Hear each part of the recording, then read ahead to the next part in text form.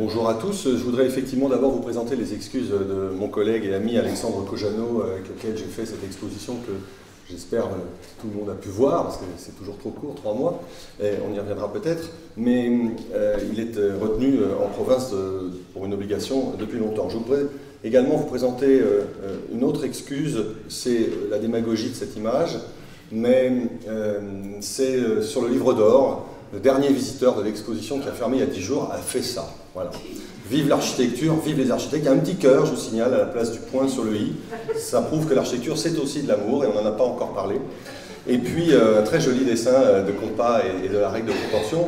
Et voilà, au fond, on pourrait dire, tu m'as demandé d'être court, ça s'arrête là, c'est réussi, puisque les gens sont sortis en se disant que l'architecture, c'était pas du tout difficile. Et Barry a bien rappelé tout à l'heure les attendus négatifs qu'il y a, non pas dans le public, mais souvent chez les décideurs. Alors, j'étais évidemment très stimulé par la conférence de Barry, très excité par tout ce qu'il nous a montré, et je ne pouvais pas m'empêcher, évidemment, on a tous des égos surdimensionnés en histoire de l'architecture comme en histoire tout court, de faire le va-et-vient avec ma propre expérience, parce que j'ai eu la chance de faire un certain nombre d'expositions d'architecture dans ma carrière, et de mesurer justement d'abord les difficultés dont tu as parlé. La première difficulté ici, évidemment, elle est liée, comme ailleurs, aux structures institutionnelles très fortes qui divisent les écoles d'architecture, les universités qui sont des universités de lettres, évidemment, et les musées, dans lesquels il n'existe quasiment pas, même si Beaubourg vient de le créer, de département d'architecture. Je rappellerai qu'au Louvre, il y a un conservateur chargé des dessins d'architecture au cabinet des arts graphiques, dont la production est scientifique et en termes d'exposition est nulle, puisqu'en réalité il ne s'occupe pas de son fond. C'est un choix scientifique sur lequel je n'ai pas de jugement à porter, mais enfin en l'occurrence il n'y a pas de traitement du fond des centaines de dessins d'architecture qui sont conservés au musée du Louvre par exemple. Donc cette division elle rend la position de l'acteur qui veut faire une exposition d'architecture assez difficile au fond. Parce que ce n'est pas l'université, ce n'est pas le rôle de l'université de faire une exposition d'architecture, évidemment, pour le grand public. Il n'y a pas de locaux, il n'y a pas de structure, il n'y a pas de budget. Dans les musées, c'est assez difficile parce qu'il faut se faire inviter. Il y a ce qu'on appelle le commissaire scientifique invité. Donc là, il faut trouver une institution qui va vous accueillir et des institutions très diverses qui peuvent faire ce choix, qui peut être un choix assez courageux au fond. Et puis, il faut porter un propos vis-à-vis du public et face à toutes les réticences que suscite effectivement l'architecture chez les conservateurs plus traditionnels ou au contraire chez ceux, alors c'est pas tout à fait des trustees chez nous, mais enfin des gens qui ont un avis soi-disant éclairé sur le grand public et qui, vous le savez, vous l'avez entendu 100 fois, le grand public n'aime pas les plans, le grand public n'aime pas les choses difficiles, l'architecture, enfin toutes sortes de déclarations fantastiques mais qui ne reposent alors là pour le coup vraiment sur rien d'autre qu'un présupposé faux, en tout cas qui n'est pas fondé en expérience. J'ajouterai une dernière difficulté pour les modernistes, parce qu'on a parlé beaucoup d'architecture contemporaine, et il y a aussi dans cette salle quelques modernistes, nous ne sommes pas en grand nombre évidemment, et je ne suis pas là avec un drapeau dans la poche, mais évidemment la difficulté est encore plus grande pour les modernistes, parce que si vous dites à un conservateur dans un grand musée, je vais faire une exposition, on disait en rigolant, Picasso, et le sexe, les nabis, l'impressionnisme et la révolution industrielle, là vous êtes tranquille, mais si vous dites je vais faire une expo sur l'architecte Louis Levaux dans ses jeunes années, là il y a un silence de mort qui se diffuse, etc. Et ça pose un problème de culture générale. Tout le monde connaît cette anecdote que Monique et Daniel ont rappelé du directeur de cabinet du ministre de la Culture qui vient inaugurer l'exposition Palladio et qui rentre un peu en retard, énervé, et qui dit « Bon, où est la veuve de l'artiste » Voilà. Est-ce que l'architecte sera là? Ah oui, est-ce que l'architecte sera là? C'est encore mieux. Voilà. J'ai joué le rôle de la veuve pendant tout le... Ah, tu as été la veuve Palladio, oui. Eh bien, Monique, c'est un talent de plus que nous ajoutons à l'admiration que nous te portons.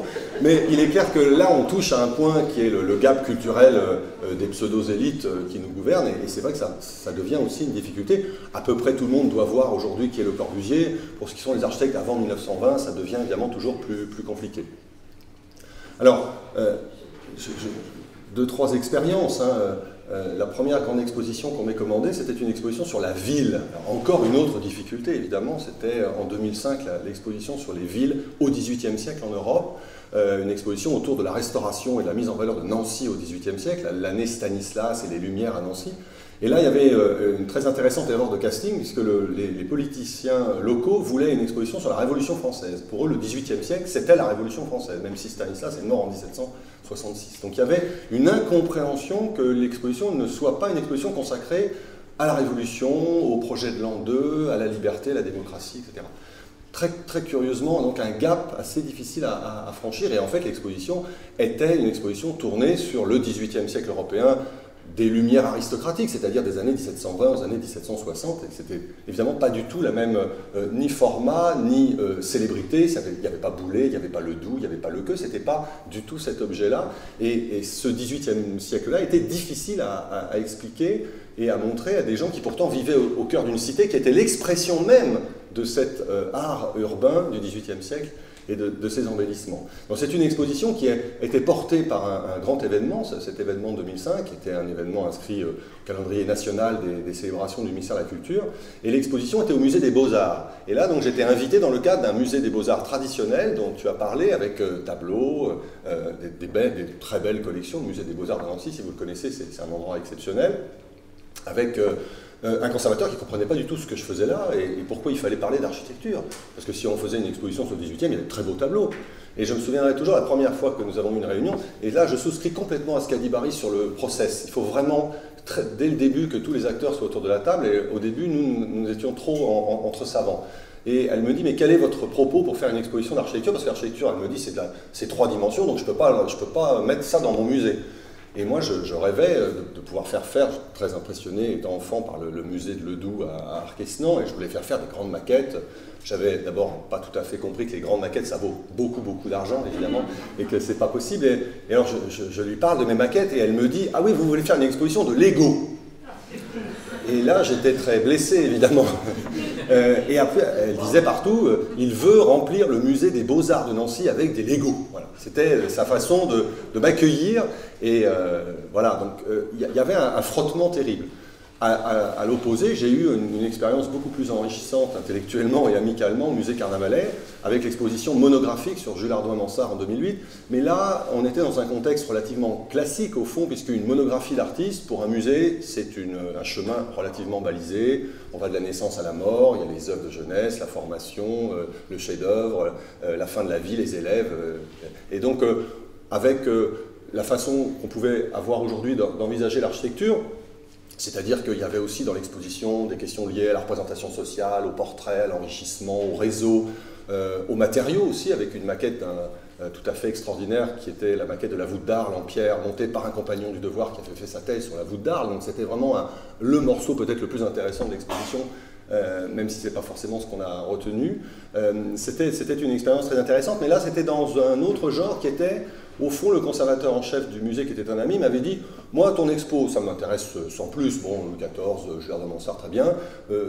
Et j'entends cette phrase merveilleuse « Tu me coûtes pas cher, tu m'emmerdes pas. » C'était les deux, au fond, les deux recommandations scientifiques. Hein. Tu me coûtes pas cher, tu m'emmerdes pas. C'est une exposition qui n'a pas coûté très cher et sans publicité, c'est une exposition qui a fait très peu d'entrées. Évidemment, ensuite, le musée a dit « Bah, vous voyez, c'est bien la preuve que les expositions d'architecture, ça marche pas. Donc, il faut faire très attention avec ça. » Et tout ça pour faire contraste avec l'expérience qu'on vient de vivre avec Alexandre Kojano, qui est évidemment un contraste avec une grande institution culturelle et savante, hein, qui sont les Archives nationales, et qui étaient complètement dans leur rôle de faire une exposition sur un sujet très pointu, avec beaucoup de pièces graphiques, que ce soit des textes écrits, mais aussi des dessins, dans un lieu qui n'est pas très MoMA, hein, et qui était la grande salle des gares de l'hôtel de Soubise, qu'il faut toujours reconfigurer à chaque exposition. Et là, c'est vrai qu'on a eu la chance d'avoir Nathalie Crinière comme scénographe et qu'elle a fait vraiment, elle a mis en scène l'espace d'une manière tout à fait étonnante, avec des couleurs très fortes, pour sortir aussi de l'idée certains responsables que les expositions d'architecture, c'est des murs blancs et gris avec des dessins alignés, et donc au contraire des couleurs extrêmement fortes. Je caricature à peine, hein, quand on discute un peu comme ça avec certains. Et l'idée, ça a été donc de donner à voir quelque chose qui serait complètement différent. La première idée qu'on a eue, c'était une exposition monographique. Hein. On peut faire des monographies sur des bâtiments, sur des architectes, mais c'est vrai que c'est pas très passionnant parce qu'à la fin, on peut faire 500 monographies, on ne sera toujours pas arrivé au bout du film. Et donc, l'idée a été progressivement de se déporter de l'histoire de la monographie d'architecte et d'arriver à quelque chose qui paraissait encore plus difficile à exposer que la vie d'un personnage et de ses œuvres, parce que là on est à peu près balisé, et qui était un processus, le processus du métier d'architecte et le processus de création au XVIIe siècle de ces gens qu'on appelait architectes et dont le titre n'était pas protégé comme aujourd'hui. Donc c'était ça le présupposé de départ. Et les Archives nationales font des grandes expositions qui rencontrent un très grand succès en termes de fréquentation. Hein. La jauge aux Archives nationales des dernières expositions sont des expositions à 100 000 entrées. Hein.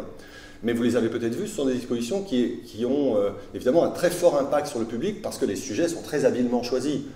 Tous fichés, le fichage des gens par la police, par la justice, par les services secrets, le mensonge en politique avec une extraordinaire affiche qui était la fusion des 5 têtes des présidents de la République. Alors on reconnaissait l'œil de Sarko, le nez de De Gaulle, la bouche de Hollande, et comment le politique manipule et ment. Et ça, ce sont des expositions qui ont rencontré vraiment beaucoup de succès. Donc le public va aux Archives nationales pour voir des expositions, et ce public sait que ce sont des expositions difficiles. Hein. Ce sont énormément de documents, et les gens adorent ça, évidemment, contrairement à la légende, puisque vous savez que l'exposition qui a le mieux marché aux Archives nationales il y a quelques années, c'était l'exposition sur les cartes de France.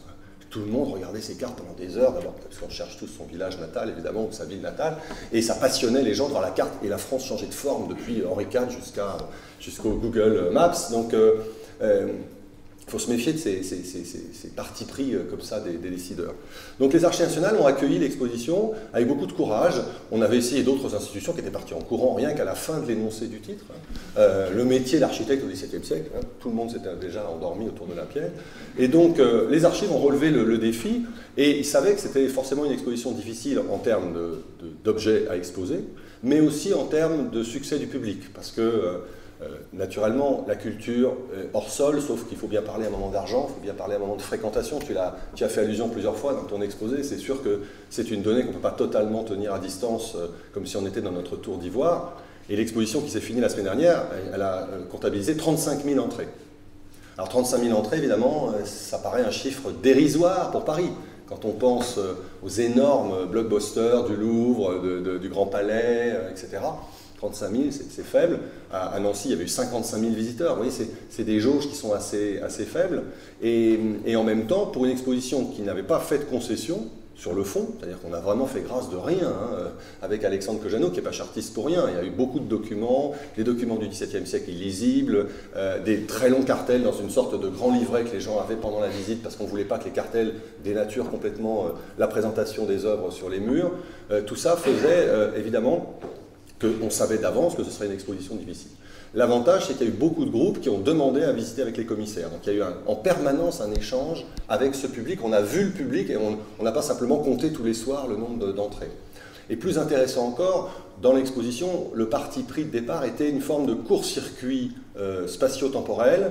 Et au fond, on a en permanence cherché à avoir des sortes d'anachronismes créateurs, puisqu'on était dans l'idée de stimuler les architectes contemporains, et beaucoup d'architectes contemporains sont venus voir l'exposition, soit des architectes des monuments historiques ou du patrimoine, ça c'était, on va dire, une clientèle plus attendue, soit au contraire des vrais architectes, enfin des vrais, excusez-moi, des créateurs, excusez-moi, des vrais architectes aussi, ouf, virgule, créateurs, et pas seulement des restaurateurs ou des manipulateurs, comme vous savez. Bon.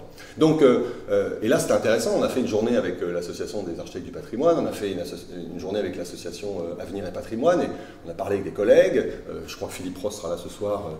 Il est évidemment un de ceux qui est intervenu. On avait fait une journée sur le dessin d'architecture aujourd'hui. On a parlé pendant 3 heures du BIM. Bon, là, c'est comme ça. Mais en tout cas, on avait cherché en permanence à avoir un va-et-vient et d'entendre les architectes d'aujourd'hui nous dire, par rapport à ce qu'on avait exposé, ce qui leur paraissait des lignes de continuité, ce qui paraissait des lignes de rupture, des choses qu'ils ne connaissaient pas du tout, des choses dont ils avaient une très grande pratique, pour ceux qui avaient été formés, peut-être quelquefois c'est vrai plutôt il y a quelques années que tout récemment. En tout cas, donc un échange assez pour nous stimulant, parce qu'évidemment, nous, Alexandre et moi, nous ne sommes pas architectes, mais simplement historiens de l'architecture, nobody's perfect, donc ça veut dire qu'on a évidemment une vision qui peut parfois être à la limite d'une vision littéraire de l'architecture, et en permanence, le fait d'avoir avec un architecte, un échange fructueux, ça permet de recaler évidemment son propre regard, parce que l'architecture du 7e ne peut pas être complètement étudiée en étant déconnectée de l'architecture d'aujourd'hui et vice-versa. Donc de ce point de vue-là, on a pu aller jusqu'au bout de la démarche, Et je salue les Archives nationales parce qu'elles ont accepté de mettre 350 000 € sur la table, ce qui est un vrai chiffre, d'où la scénographie, d'où le très beau catalogue, mais aussi de dire maintenant, ce sont les commissaires qui travaillent. C'est pas tu me coûtes pas cher, tu m'emmerdes pas, c'est vous travaillez, vous portez un projet scientifique, nous on vous soutient, notre rôle c'est d'être là pour vous aider, pas pour vous juger, pas pour vous dire ça le public n'aime pas, parce qu'on n'en sait rien, mais on fait le pari que le public va aimer, et les échos qu'on a eus, et ce petit dessin fait un clin d'œil évidemment, en sont j'espère un bon témoignage. Alors, tout à l'heure, Émilie y a fait allusion, évidemment, ce sujet-là, c'est un sujet de recherche. On a travaillé 2 ans là-dessus, parce que ce sont des problématiques qui sont montées en puissance depuis quelques années.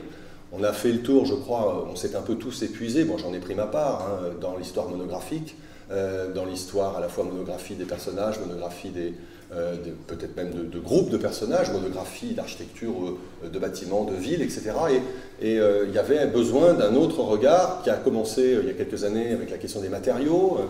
On en parlera tout à l'heure, évidemment, une question fondamentale, la question du chantier, qui était évoquée dans l'exposition, et de sa représentation éventuellement. Hein. On a eu des étudiants qui ont fait là-dessus des premiers pas, mais ce n'était pas, de notre point de vue, encore très convaincant, donc j'attends beaucoup de voir l'exposition de Valérie. Et puis, on a vu aussi monter en puissance des sujets vraiment dans l'historiographie récente liés à la recherche sur le dessin, qui n'était plus un problème lié au connoisseurship et au problème du dessin d'architecture traité comme un dessin de maître. Et ça, il faut dire que depuis Vasari jusqu'à certains grands conservateurs, on a été handicapé par un regard sur le dessin d'architecture qui est un regard non productif, qui sait, quelle date, qu'est-ce que ça représente. Et dans l'exposition, il y avait ce merveilleux dessin en perspective du Palais du Luxembourg qui a été acheté par le Louvre en 1919, qui est une des pièces majeures de la collection d'architecture du Louvre. Et quand on a rentré le dessin dans les collections du Louvre, on a mis Salomon de Brosse. Pourquoi? Parce que c'était le Palais du Luxembourg. Voilà, fin du raisonnement. Vous voyez, donc là, ça veut dire qu'on a, je ne critique pas parce qu'en 1919, ce n'était pas les mêmes visions, évidemment, mais on a un immense travail à faire sur le processus de création architecturale au XVIIe siècle à partir du dessin, et le dessin et tous ses statuts différents à un moment X du processus, c'est quelque chose évidemment qu'il faut aujourd'hui prendre très sérieusement et beaucoup plus qu'on ne l'a fait en compte. Il y avait eu des expositions qui nous ont servi de modèle en Allemagne, en Italie, sur cette question du dessin, non pas comme le beau dessin, bel design, mais vraiment comme le dessin en termes de processus. Et voilà, on a fait ça, mais on n'a pas fait ça parce qu'on était plus malin, on a fait ça aussi parce qu'on arrive, et on y a fait allusion aussi d'une certaine manière tout à l'heure, à la fin d'une très longue séquence d'histoire positive où il a fallu aller aux archives et ressusciter des gens qu'on ne connaissait pas, sur lesquels on avait des idées extrêmement floues, des bâtiments sur lesquels la chronologie était fausse. Et donc on a recalé progressivement, il y a 2 générations de chercheurs avant nous, auxquels on rend hommage, qui sont nos maîtres, hein, évidemment, Jean-Pierre Bablon, Claude Mignot, Pérouse de Monclos, tous ces noms des grands modernistes, vous les connaissez, hein, et je vais certainement en oublier, Daniel, évidemment. Donc ça veut dire qu'on est arrivé à un moment où la défectuosité de la connaissance de l'architecture à l'époque moderne en France a pu être corrigée par de très très nombreuses recherches très longues, très fastidieuses, qui ont quelquefois tendu à la névrose. On est tous un peu névrosés, les chercheurs, hein, avec des hyper-spécialisations sur tel architecte ou telles années de l'architecte. Mais maintenant qu'on a cette masse documentaire, on peut prendre ce recul, et c'est bienvenu parce qu'on voit évidemment apparaître des choses. Et dans l'exposition, le public était dérouté, mais il n'y avait pas de grands noms, ou plutôt ils étaient tous là, mais au milieu d'autres noms, des grands, des moyens, des